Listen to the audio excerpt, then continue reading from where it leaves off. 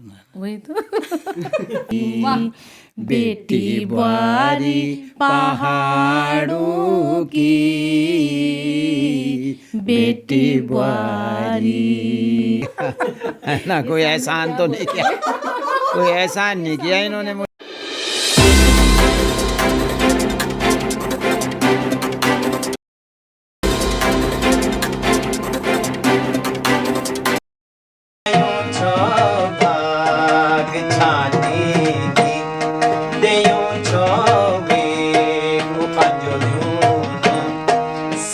नमस्कार, आप सबको स्वागत है उत्तराखंड की नौनी प्लेटफॉर्म पर। और उत्तराखंड की नौनी आज आई छे हम सबका प्रिय, हमारा प्रेरणा स्रोत, गण रत्न संगीत नाटक अकादमी से अलंकृत आदरणीय श्री नरेंद्र सिंह नेगी जी का घर पर। और आज होली नेगी जी से ढेर सारी बातचीत और सवाल जो हम उसे जड़ चंदा। तो चला आप शुरू कर दा। सबसे पहले तो नेगी जी, उत्तराखंड की नौनी प्लेटफॉर्म पे आपका हार्दिक स्वागत है। धन्यवाद जी। ये हिंदी और गढ़वाली में इंटरव्यू रहेगा हमारा। तो लंबे टाइम से बहुत सारे दर्शक हमसे डिमांड कर रहे थे कि हम नेगी जी का इंटरव्यू लीजिए उत्तराखंड की नौनी। जब हमने इनके बेटे कविलास जी का लिया तो भी हमें बहुत सारे लोगों ने मैसेजेस किया। तो आखिरकार वो पल, वो क्षण आ गया जब नेगी जी से हमारी मुलाकात हो गई। तो नेगी जी, पहला सवाल हमारा यही है कि आपने अपनी गीत यात्रा में कब लगी कि आपका गीतों से लोगों का जीवन में बदलाव छन आना, और या आपका गीतों से लोग पसंद छन करना? नहीं, बदलाव की तो मैं बात नहीं करूँगा, लेकिन लोग मेरे गीत पसंद कर रहे हैं, ये बात जब मुझे पता लगी और वो लगी रेडियो के माध्यम से, तब मैं 67 में मैं रेडियो में गा रहा था। 60 से नहीं, सॉरी, 76 से मैं रेडियो से गा रहा हूँ। और जब वहाँ फरमाइशी कार्यक्रमों में मेरे गीत बजने लगे, रोज़ मेरा कोई ना कोई गीत रेडियो की फरमाइश कार्यक्रम से बजता था, तो मुझे एहसास हो गया कि लोग मुझे सुन रहे हैं। और उन गीतों के उसके बाद 82 में मैंने पहला कैसेट बनाया, और उस कैसेट में जो मैंने गाने गाए वो भी लोगों ने बहुत पसंद किए। और कैसेट कंपनियों फिर लगातार हर साल मैं एक कैसेट कंपनियों के माध्यम से एक कैसेट निकालता रहा। और फिर पता लगा, जब वो कैसेट कंपनियां बार बार मुझे कहने लगी कि नेगी जी, अब आप दोबारा आइए हमारे स्टूडियो में, यहाँ पे रिकॉर्डिंग करिए। फिर मुझे लगा कि लोग मुझे सुन रहे हैं, तो और इसी वजह से मैं लगातार लिखता चला गया गीतों को। और भाई यही इसी एहसास ने, लोगों के इसी प्यार प्रेम ने, श्रोताओं के, मैं आज तक गाने लिखता रहता हूँ और लिख रहा हूँ, और इतनी लंबी यात्रा मैंने की है। बिल्कुल, कैसेट से आपका टाइम शुरू हुआ। हम भी छोटे थे, आपके बहुत गाने सुनते थे डेक में, मम्मी लगा के। रेडियो से शुरू हुआ, कैसेट पे आया, लेकिन हमने कैसेट के ज़माने से सुनना शुरू किया, मम्मी जब लगाती थी घर पे। तो वो जो टाइम था जब कैसेट से गाना रिलीज़ होता था, और आज जो टाइम है यूट्यूब से गाने रिलीज़ हो रहे हैं, तो कितना फ़र्क आ गया टाइम में। तब लोगों को पूरा मनोरंजन मिलता था, 8 गाने मिलते थे। आज एक गाना उनको मिलता है। लेकिन यह है कि उसके बाद, कैसेट के बाद फिर सीडी का समय आया और वीडियो का टाइम आया बहुत साल बाद। लेकिन आज जो यूट्यूब में है, उनको एक साथ दोनों चीज़ें मिल जा रही हैं, गाना भी और उसका वीडियो भी। तो अब यही परिवर्तन है कि लोगों को उनके हाथ में मनोरंजन मिल रहा है। वो बाथरूम में हैं, वहाँ भी देख सकते हैं, घर में हैं, वहाँ भी देख सकते हैं, बाहर हैं, ऑफिस में हैं, सड़क में हैं, कहीं भी देख सकते हैं। तो अब ये टेक्नोलॉजी की वजह से अब उनके लिए बहुत सहूलियत हो गई है, और इसीलिए लोग ज़्यादातर इसमें अपने गाने डाल रहे हैं यूट्यूब। तो वो जो टाइम था जब कैसेट से गाने रिलीज़ होते थे, आज यूट्यूब पे हो रहे हैं, तो कितना मुश्किल था, या ये कितना आसान है अपने आप में? नहीं, मुश्किल तो दोनों चीज़ें हैं। गाना भी, अगर हम एक भी गाना गा रहे हैं तो पूरी मेहनत के साथ और पूरे लगन के साथ तो गाना ही पड़ेगा। तो वो उसके बाद फिर शूटिंग वीडियोस वगैरह। और पर इतना मैं कह सकता हूँ कि पहले जो कैसेट का रिकॉर्डिंग है, जो कैसेट का वीडियो है, उसके खर्चे जो हैं वो कंपनियां करती थी। आज आपको खुद अपनी जेब से करना पड़ेगा। आप उसकी रिकॉर्डिंग करेंगे स्टूडियो में, म्यूजिशियंस वगैरह बुलाएंगे तो वो खर्चा भी आपको करना है। फिर आप उसकी शूटिंग करेंगे, जाएंगे पहाड़ों में, उनको शूट करेंगे, लड़के लड़कियां ले जाके, कैमरा ले जाके, तो वो खर्चा आपको खुद करना पड़ेगा। तो आज जो भी कर रहे हैं बच्चे वो अपने खर्चे से ही कर रहे हैं। जी जी जी, हाल फिलहाल की बात करते हैं तो अभी कुछ टाइम पहले ही अक्सर आपका चेहरा किसी ना किसी राजनीतिक पार्टी के साथ जोड़ दिया जाता है, कोशिश की जाती है। फेसबुक में भी अभी एक पोस्ट वायरल हो रही थी, तो बार बार ऐसा क्यों हो जाता है, या आपका कोई ऐसा अभी चुनाव आने वाले हैं, ऐसा कोई मूड है कि किसी पार्टी को आप ज्वाइन करेंगे? मुझे तो 16 साल हो गए हैं नौकरी छोड़े हुए। अगर मुझे ज्वाइन करना होता तो अब तक तो मैं कहीं कैबिनेट मंत्री होता किसी न किसी सरकार में, है ना। तो ये मैं बार बार कह चुका हूँ कि भाई मुझे राजनीति में कोई दिलचस्पी नहीं है और ना मुझे राजनीति में जाना है। बस जैसा मेरा जीवन चला आ रहा है वैसे ही आगे तक चलेगा, जहाँ तक ईश्वर की मर्जी होगी। जी जी जी, कविलास जी अपने आप में एक पर्सनालिटी हैं, काम कर रहे हैं बहुत अच्छे से, लेकिन अक्सर कहा जाता है कि बेटा जो है बिल्कुल पिता के नक्शे कदम पे चले, और अक्सर लोग नेगी जी और कविलास जी को इस तरह से जोड़ते हुए भी देखते हैं। तो आपका क्या कहना है इस पे?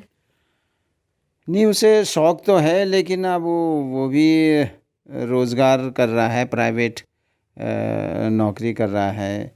ये बलूनी जी के साथ है आजकल वो। तो अब इसमें, क्योंकि इसमें इस धंधे में बाल बच्चे पालना बहुत मुश्किल काम है, और अब तो बहुत ही मुश्किल है। अब तो कंपनियां भी खर्चा नहीं करती, अब तो खुद ही पैसे लगाने पड़ते हैं।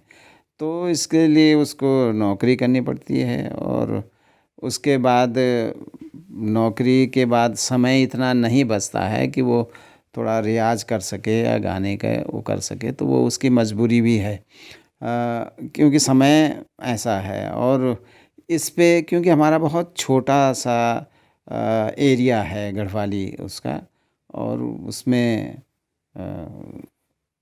काम करना, काम करके अपना जीवन चलाना, बाल बच्चे पालना, ये थोड़ा मुश्किल काम है।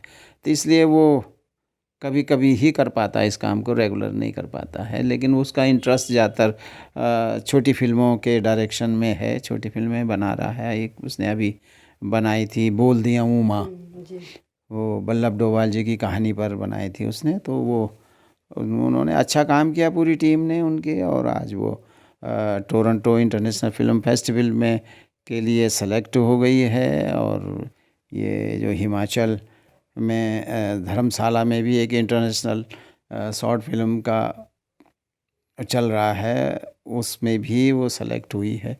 तो अब देखते हैं कहाँ तक पहुँचती। ये तो बहुत ही अच्छी बात है। अच्छा, बहुत सारे युवा हैं जो आपसे प्रेरित होते हैं, तो कभी भविष्य में ऐसा कुछ हो सकता है, या आप चाहते हैं ऐसा कुछ हो कि को लोक साहित्य या लोक संगीत है उसकी शिक्षा की आप उनको दे सकें, ऐसी कोई ट्रेनिंग सेंटर या ऐसा कोई वर्कशॉप आयोजित हो इसको लेके? देखिए, इस बारे में जो नौजवान हैं, जो इस आजकल गाने लिख रहे हैं, वो किसी के पास जाते नहीं हैं सीखने के लिए। वो खुद ही अपना लिखते हैं, खुद ही गाते हैं, और खुद ही जो है वो सारा काम करते हैं। तो अब मुझे तो नहीं लगता, क्योंकि मैं इतने सालों से यहाँ पर भी हूँ, पौड़ी में भी हूँ, तो मेरे पास तो आते नहीं हैं लोग कि हमने एक गाना लिखा है, इसको देख लीजिए, या गाना चाहता हूँ ऐसा। तो अब बच्चों को लगता है कि जी मैं अपने आप में परफेक्ट हूँ, मुझे ज़रूरत नहीं है कहीं जाने की, है ना। तो अब बच्चों की मर्ज़ी है, उसे ज़बरदस्ती किसी को सिखाएं। हम अपने बच्चों को नहीं सिखा सकते ज़बरदस्ती, है ना। तो अगर जो अगर सीखना चाहता होगा तो वो आता है हमारे पास। अगर वो हमारे अनुभव का लाभ उठाना चाहता हो तो हमारा तो दरबार खुला है, कोई भी आए अपने जो मेरा अनुभव है, मैं अनुभव बांटना चाहता हूँ। क्या हो भाई। बिल्कुल दरबार खुला है। अभी कुछ दिन पहले वो रेडियो के प्रोग्राम में प्रीतम भाई ने भी कहा था कि ये नेगी जी का घर ट्रेनिंग सेंटर है। जब मैं वहाँ जाता हूँ तो मेरी बीवी बोलती है आज आप ट्रेनिंग सेंटर में जा रहे हो, कुछ सीख के आ रहे हो। तो सबके लिए ये एक ट्रेनिंग सेंटर है। आपको सीखना है तो नेगी जी का दरवाजा खुला है, आइए और सीखिए। कि एक और ऐसी नौनी जिन्होंने पति के हर कदम पे उसका साथ दिया है। तो आज हम इनके मुंह से ही ये बात जानेंगे कि जब नेगी जी ने नौकरी छोड़ने का डिसीजन लिया तो उस समय आपका क्या कहना था? मतलब इजीली एक्सेप्टेबल या फिर आपको लगा रहे क्या कर रहे हो? मुश्किल तो था उस समय क्योंकि बच्चे पढ़ रहे थे, छोटे थे। तो बड़ा मुश्किल हो रहा था कि कैसे होगा, नौकरी छोड़ेंगे। एक बंधी हुई एक जो सैलरी होती है ना, एक मंथली जो आता है, तो उसका सोच रहे थे कैसे हो। लेकिन उसके बाद जो हुआ बहुत अच्छा हुआ और अच्छे से मतलब कार्यक्रम बहुत किए इन्होंने, मेहनत पूरे परिवार ने ही की है, साथ में साथ दिया उनका और अच्छा चला। हमें तो आज महसूस भी नहीं होता कि ये कभी नौकरी करते होंगे। जी ऐसा आपने भी हर कदम पे उनका साथ दिया। लेकिन कभी जी कोई आपकी लाइफ में ऐसा भी कोई दौर आया होगा ना, हम समझ सकते हैं कि कितना मुश्किल है उत्तराखंड में इस क्षेत्र में आगे बढ़ना और इस तरह का नाम कमाना। तो कभी आपको भी लगा होगा नेगी जी हो नहीं पा रहा, इससे अच्छी तो नौकरी थी? नहीं, ये कभी नहीं सोचा। अच्छा। हाँ, ऐसा कभी नहीं आया। और वो जो भी उन्होंने काम किया है वो बड़ी मेहनत से और लगन से किया और आज भी कर रहे हैं। आप लोग देख ही रहे हैं, सुन रहे हैं। बिल्कुल बिल्कुल। अच्छा, हम चाहेंगे नेगी जी और उषा जी आप दोनों सुर में सुर मिला के उत्तराखंड की नौनी के माध्यम से दर्शकों को कुछ सुना दें प्लीज, थोड़ा सिंगर है, बहुत। मैं तो सिंगर नहीं कोई बात नहीं, सिंगर की पत्नी सिंगर ही है। इतने साल हो गए साथ। क्या गाना सुना? वही तो बेटी बुआरी पे सुना दो उत्तराखंड की नौनी के माध्यम से। इसका सुर अलग नहीं, है। मैं इनका तो भाई आई पिच पे पति पत्नी का सुर ना मिलने लग जाता है शादी के 20 साल बाद।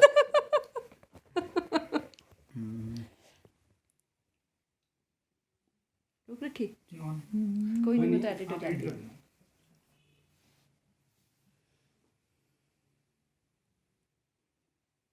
नीचे गाना पड़ेगा इसका। कौन सा वाला गाना? प्रीत की कुंगली डोर सी छीन ये, पर्वत जनी कठोर भी छीन ये। प्रीत की कुंगली डोर सी छीन ये, पर्वत जनी कठोर भी छीन ये। हमारा पहाड़ों की नारी बेटी बुआरी, बेटी बुआरी पहाड़ों की, बेटी बुआरी, बेटी बुआरी पहाड़ों की, बेटी बुआरी। वाह वाह वाह, शानदार, मजा आ गया, मजा आ गया। अभी कुछ दिन पहले आपने सीएम साहब के साथ सुर में सुर मिलाए थे, आज आपने धर्मपत्नी जी के साथ सुर में सुर मिलाया है। तो आपका अपनी धर्मपत्नी की जो जीवन यात्रा है, किस किस तरह से इन्होंने साथ दिया, क्या कुछ कहना है नेगी जी? नहीं, इन्होंने धर्मपत्नी का कर्तव्य निभाया है और क्या है ना, कोई एहसान तो नहीं किया, कोई एहसान नहीं किया इन्होंने मुझ पर, है ना। हाँ, तो ठीक है, मैं अगर इतना काम कर पाया हूँ तो उसकी वजह यही है कि पूरा परिवार मेरे साथ था, पूरा परिवार मेरा साथ रहा। मुझे जो मैं अगर समय इस पे लगाया मैंने तो इन लोगों का के हिस्से का समय ही लगाया मैंने। और ये लोग साथ में थे, मुझे मेरी ज़रूरत के हिसाब से चीज़ें उपलब्ध हो जाती थी, चाय मिल जाती थी, खाना मिल जाता था, है ना। तो वो टेंशन नहीं था। तो इससे मुझे समय मिला और मैं निरंतर गीतों की रचनाएं करता रहा, गाता रहा और काफिला आगे बढ़ता रहा। और बढ़ रहा है उत्तराखंड की नौनी के माध्यम से, क्योंकि आप एक महिला हैं, पहाड़ की नौनी। तो आप गढ़वाली में कोई एक मैसेज दे दीजिए, संदेश हमारे दर्शकों के लिए प्लीज़। मैं तो ये बोलना चाहूँ कि जो भी बच्चा छन जो आजकल गाना छन, नौनी छन या नौना छन, जो भी छन, तो वो अच्छी मेहनत करो और गाओ न। लेकिन आजकल का जो गीत आना छन ना, वो थोड़ा वे पर रिसर्च कर ल्योन, थोड़ा समझ ल्योन कि क्या चीज। और अगर कोई समस्या होनी चाहिए तो बता सकते ना अपना सीनियर लोगों से। नेगी जी तो उपलब्ध छन, उनसे भी पूछ सकते नो। और आओ न और स्वागत चूँ को और अच्छी मेहनत करो। वाह क्या बात है नेगी जी, एक मैसेज आपकी तरफ से भी गढ़वाली माँ। अब गढ़वाली माँ तो मेरे गीत ही हर गीत मैसेज से अब है ना, हर गीत जो भी मैं थे लग दो कि ये नई छुआली का नया पीढ़ी का बच्चों थे बतान चाहें तो मैंने गीत के माध्यम से बताई छे। और मैं फिर बोलूँ छो नई पीढ़ी का बच्चों थे जो ये क्षेत्र में आण चाणा छन, गीत का, साहित्य का, लिखना का, गीत लिखना का, कविता लिखना का और गाना का क्षेत्र में आना छन, तो पूरी शिद्दत से आउन, पूरी मेहनत से आउन और जुनून का साथ आउन।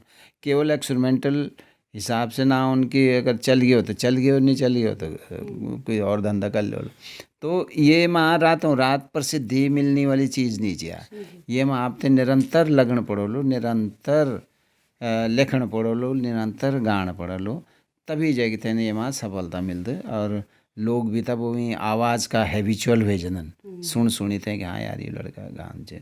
और बाकी विषय का चयन भी एक महत्वपूर्ण जो गीतों का मामला में कि वो क्या विषय फरेन गीत लिखना चाहना छन।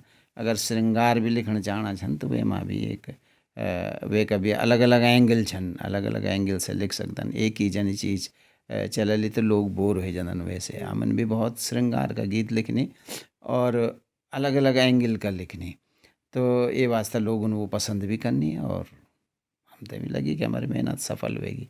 तो यूँ बच्चों थे भी चाहूँ छू कि अपना गीतों का कंटेंट भरे विशेष ध्यान देना चाहूँ थे, है ना। और बाकी गीत संगीत से लोगों को मनोरंजन करो और आगे बढ़ो। वाह, शानदार बात। उत्तराखंड की नौनी से जुड़ने के लिए आप दोनों का बहुत बहुत धन्यवाद। धन्यवाद, नमस्कार। धन्यवाद।